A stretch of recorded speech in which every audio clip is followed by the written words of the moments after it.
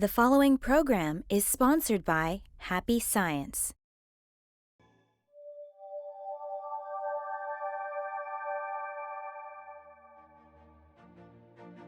Hello, and thank you for accepting our invitation to happiness.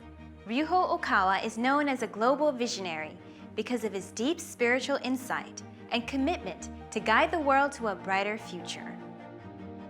To accomplish this, he founded Happy Science Group in 1986, which is now a global movement in over 100 countries.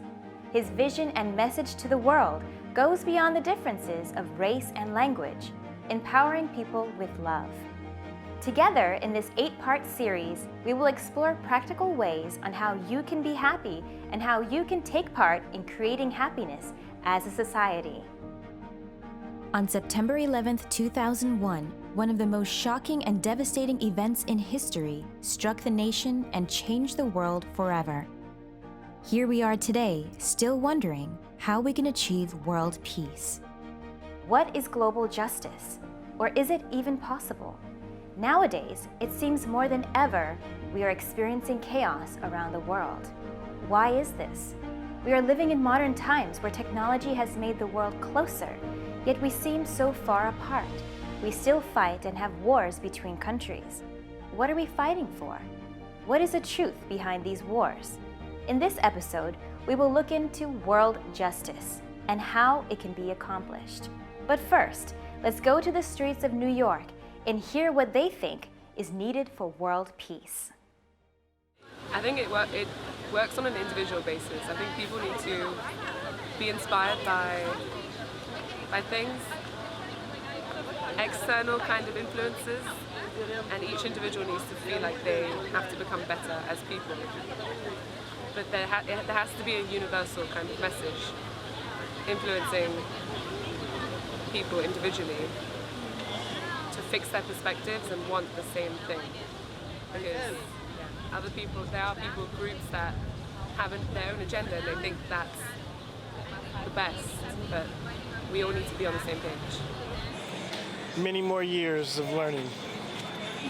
It's not going to happen anytime soon. And many more years of people learning to live together and to learn how to live with each other's differences. How about you? What do you think is needed for world peace? Let's watch a lecture from Okawa that will give us a deeper insight on global justice. This lecture is entitled Establishing the Justice of God.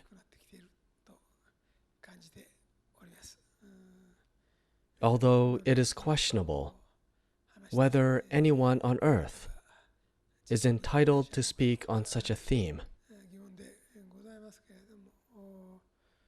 I will try to address this topic the best that I possibly can. In terms of religion, the era of monotheistic religions has continued for 2,000 or 3,000 years now, and there is a tendency to consider monotheism to be pure and non-monotheistic religions to be muddled and defiled. Of course, there is nothing wrong with monotheistic religions that worship a universal God who loves all humankind. But there are also those that worship a specific God who only protects one particular ethnic group. Forcing other ethnic groups to believe in their own God would mean that one particular group could completely dominate others. That would be unreasonable. On this issue, Happy Science teaches that there are different levels of gods and different ethnic gods. In fact, countries have their own ethnic god, whose role is to bring prosperity and wealth to its people and to guide them in the right way. When some particular countries make progress and gain national strength, or in other words, when 4 or 5 powerful countries emerge, cultural friction arises, and competition occurs between ethnic gods, each striving to prove whose teachings would be able to better guide humankind to happiness as well as bringing prosperity to a country. When this competition exceeds a certain point, a war sometimes breaks out. Looking back in human history, there were many major wars. Those wars were all tragic. There is no such thing as a non-tragic war. They all ended in tragedy, no matter which side people were on. But at the same time, world history shows that through major wars, great nations sometimes rise and sometimes perish. A dominant country would go into decline, and another great power would emerge, thereby resulting in a change of age. We see many such occurrences on a small scale in everyday society. Various companies prosper greatly at times, yet at other times they go under and are replaced by other companies. A similar principle is at work in the rise and fall of countries. While in the case of war, human lives are at stake, which is a serious matter. In the case of competition between companies, people will suffer financial problems by losing jobs. Of course, they could perish if they lose their jobs and can no longer feed themselves, so it is true that financial problems could also lead to death. Looking at the world trend over the past 2,000 or 3,000 years, some countries begin to compete against one another whenever they grow larger and stronger. Then wars would break out. This trend will not disappear so easily. There is also a tendency that the more fervently countries engage in military reduction, the more likely it is for a war to break out as a repercussion. In many cases, military reductions are imposed on weak countries by powerful ones as limiters to prevent opposition. This leads to a buildup of resentment in weak countries, which often resorts to expansionist policies. In that sense, military reductions are not always effective and are extremely difficult matters to deal with. I have made various comments about international politics. In this section, I would like to consider things from the perspectives of today's international politics and religion. From a religious perspective, issues involving Islam cannot be overlooked. The situation is still fluid and will continue to fluctuate, so it is difficult to think about it definitively. But I would like to start with a conclusion. There are supposedly around 1.6 billion Muslims throughout the world. Slightly older references note there were 1 billion or 800 million, so there is no doubt their numbers are increasing. Islam is very widespread among the world's poor, especially in poverty-stricken regions. So in some ways it may be spreading as a substitute for communism and socialism in the past. Thus, as Islam is spreading among the needy, we could say that it is spreading within communities that are struggling to overcome the status quo, but have little hope of improving their condition. On the other hand, Christianity is said to have 2 to 2.2 billion believers, so it is true to say that Islam is drawing close.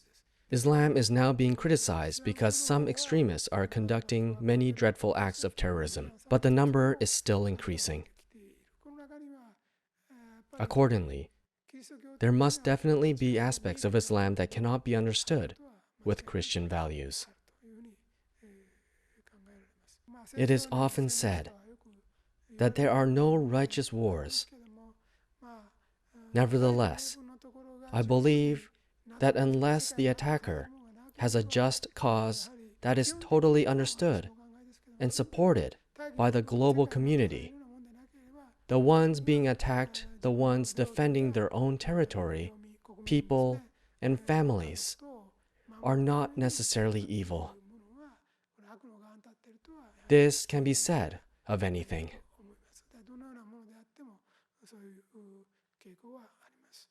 In the world, there is a rather widespread mindset based on monotheism, which regards other religions as heretical. However, in many cases, this judgment comes from ignorance. People are simply thinking as they were taught in their religion. It would seem that even church leaders are often limited to this level of awareness. In the course of their missionary work, they enthusiastically preach that their beliefs are the only ones that can save people, and they gradually narrow their scope to say that there is no salvation other than through Jesus. Nevertheless, I can well understand why religions tend to move in that direction. Only in recent years has it become possible to think about things on a global scale. Until then, each group in each era made decisions based on its central ideas. So in the past, when transport and communications had not developed, it was nearly impossible for people to think about things on a global scale.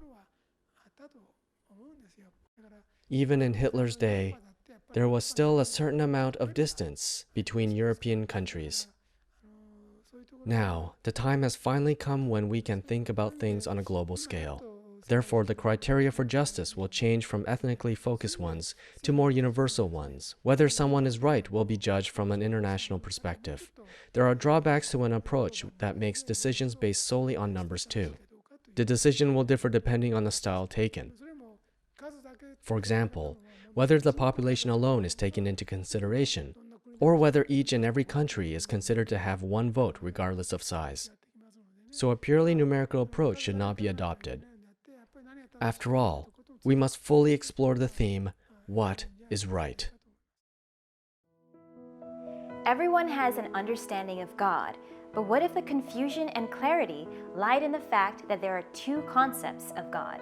One is the universal God, while the other is the ethnic God of different countries. Wars occur when cultural friction and competition among these ethnic gods arise and escalate past a certain point. Now that we can think of things from a global perspective, we need to decide what the criteria of justice is, not from an ethnocentric perspective, but a global perspective. Let's go back to the lecture to hear more about global justice. Then, what are the criteria of justice that God upholds? The answers can be found in the flow of human history. God does not expect history to be something static and monotonous. People can sometimes become corrupt if they wield power for a long time. Organizations created by people can collapse after exceeding their effective periods, such as 1, 2, or 3 centuries. Some say that a revolution occurs when an organization gets out of step with the times. Thus, God considers innovation a matter of course. If people of the world want to know what God's justice is, I would advise them to read my books, The Laws of the Sun, The Golden Laws, and The Laws of Eternity, and try to understand the philosophy in them. It's not so difficult to read all 3 books. It certainly wouldn't take a lifetime. Reading speed may vary for each person, but I think you can read them in about a week or 10 days. By reading them, you can understand that there are different grades in gods. They range from the universal God that thinks about global justice to gods that think about individual regions, countries, or ethnic groups. You'll also understand that from the books that angels, prophets, and Messiah-like souls are born in certain intervals to create a religion. In other words, there are differences between religions, and each of those religions was founded to bring salvation to the people of its day and region.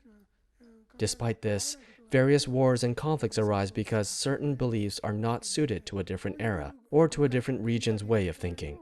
That is why I want to get rid of wars, conflicts, and misunderstandings that arise from mutual ignorance. I am sure that once people of the world understand the philosophy taught in the Laws of the Sun, the Golden Laws, and the Laws of Eternity, answers to many questions will become clear.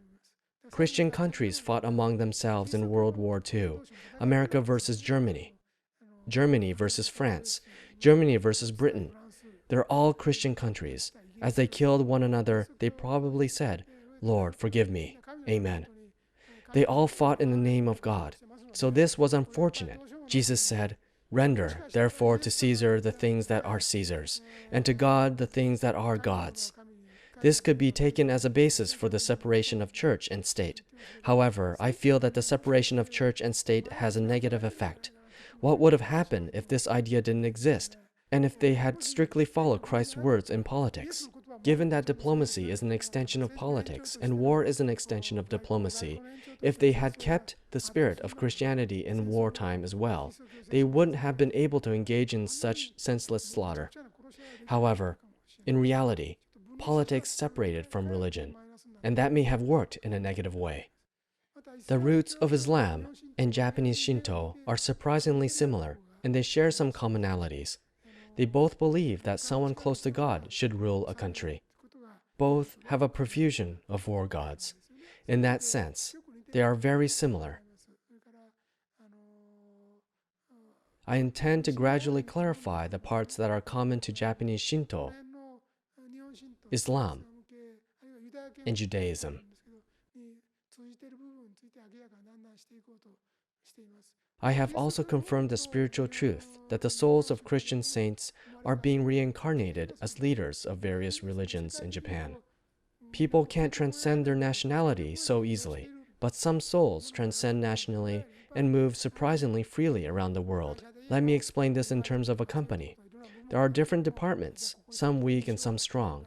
In a company, efforts are made to ensure that everything goes smoothly overall by transferring personnel or deciding who to send to which department.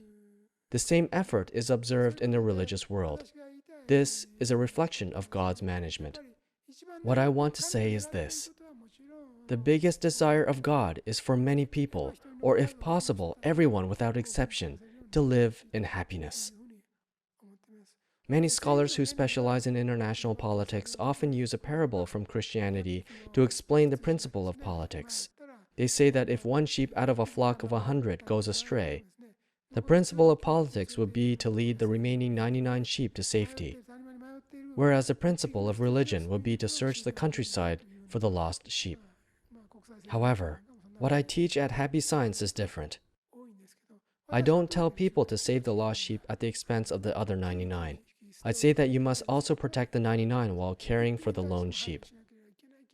Maybe I'm asking for too much, but I tell people to do both. In other words, while we aim for the greatest happiness of the greatest number of people, we have to care for those who have slipped through the safety net too. I'm saying that you shouldn't organize everything around the ladder. The recent Piketty hypothesis from France condemns widening income inequality, and it proposes to level everything in accord with the poor. However, that is nothing but Marxism. It would only make the whole world poor. In a world of poverty, people would no longer be able to help one another. So we should not aim for poverty. It is impossible to distribute wealth unless there are affluents. So there must not be a mistake in your fundamental way of thinking. That is to say, it is wrong to construct an entire theory for the sake of one lost sheep. Religion began to decline at the same time that Marxism appeared, and that is because Marxism includes a part of a fundamental principle of religion. In fact, Marxism politically amplified the idea, right is on the side of the weak. In reality, there can be no government or management without the support of the majority. This is true according to the principle of governance. Therefore, it is necessary to pay attention to both the wealthy and the poor in a well-balanced way. God wishes for the prosperity of each country, as well as a global prosperity that brings harmony to all affiliated countries in the same age. When conflicts, contradictions, or raging wars arise due to different ways of thinking, adjustment will naturally work to bring about reconciliation and produce peace. Someone may rise to oppose war, or an angel of light may appear as a brave politician or soldier to crush those who commit evil. In this way, a principle will work in various ways to stop such conflicts. If there are countries that only think of their own benefit and violate other countries, we must do our best to forcibly resist and stop them. Happy Science will keep voicing transcend hatred and embrace love. in order to overcome the conflicts between atheistic, materialistic countries and countries that have faith, and to resolve hatred caused by the differences in religion around the world. Please support our activities. America needs new frontier. This huge country suffered a lot from the Iraq war and fighting against terrorism. Their minds are changing. The terrorism has been continued, and American people are losing their liberty and, of course, their freedom. America, of course, accept different people and be tolerant is be American. It's a meaning of be American, but they are very sorry about the losing freedom and mercy. So I propose that America should be America. Please forget about a lot of mistakes they have made. Now I think that America should be America. America should aim for a new frontier. It means the new command to hear the new command of God. It means America don't abandon their destiny or their mission from God. They don't abandon the apply to protect the earth. If they declining now, but still they are number one supreme power in the world, and they must fight against evil power. Don't lose American mind. The American mind, it's very important. The American mind is the mind believe in God and believe in justice, and in the name of justice do conduct and make better world. It's a mission of America, and another countries will follow America. That is your mission. Don't lose the American mind. It's the starting point of America. I think so. Thank you very much. Wars and conflicts arise from mutual ignorance. To overcome them, Okawa continues writing books of truth. There are various religions, and each of them was founded to bring salvation to the people of its time and region. God wishes to realize the happiness of all people. To achieve this, God sends various kinds of leaders in the religious, political, and educational fields to improve this world. God's management is at work on a worldwide scale, beyond ethnicities and religions, based on God's justice. So by understanding this underlying theme, we can create true justice in the world. Lastly, he said, do not lose the American mind, which is to believe in God, believe in justice, and take actions to make a better world in the name of justice. To help the world achieve this, Happy Science will keep working with you and with the world, voicing the message, transcend hatred, and embrace love. If you'd like to learn more about Okawa and the teachings of Happy Science, visit invitationtohappiness.org or call us at 1-800-710-3994. 7777. Here at New York Temple, you will find all of Okawa's publications and video lectures. We are here to support you in building a bright future. Come join us for weekly Sunday workshops and weekday guided meditation sessions. Your happiness is our mission. For more information on upcoming events, go to invitationtohappiness.org or call us at 1-800-710-7777. Once again, thank you for accepting our invitation to happiness. And join us next week, where we will be exploring the topic of illness and karma. Is there a connection or a lesson behind illnesses? See you next time to learn more.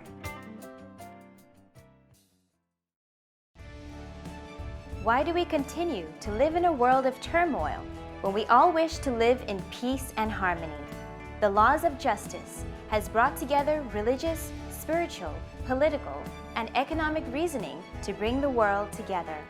Win your free copy of The Laws of Justice. Visit okawabooks.com for details.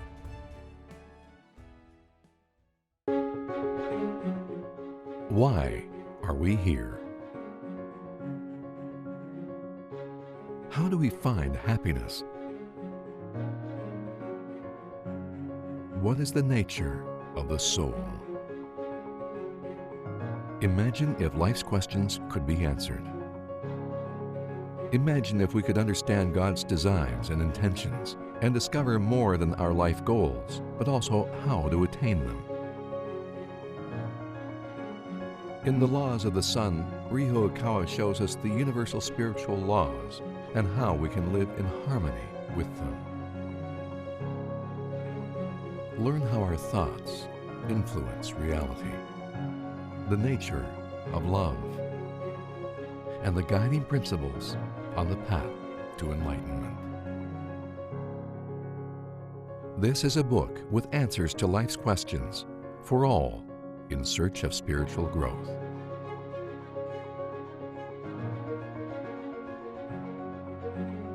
From an author who writes to unite humankind in peace and harmony.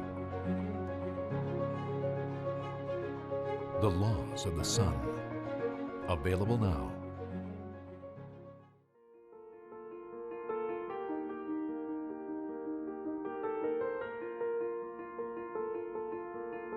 The preceding program was sponsored by Happy Science.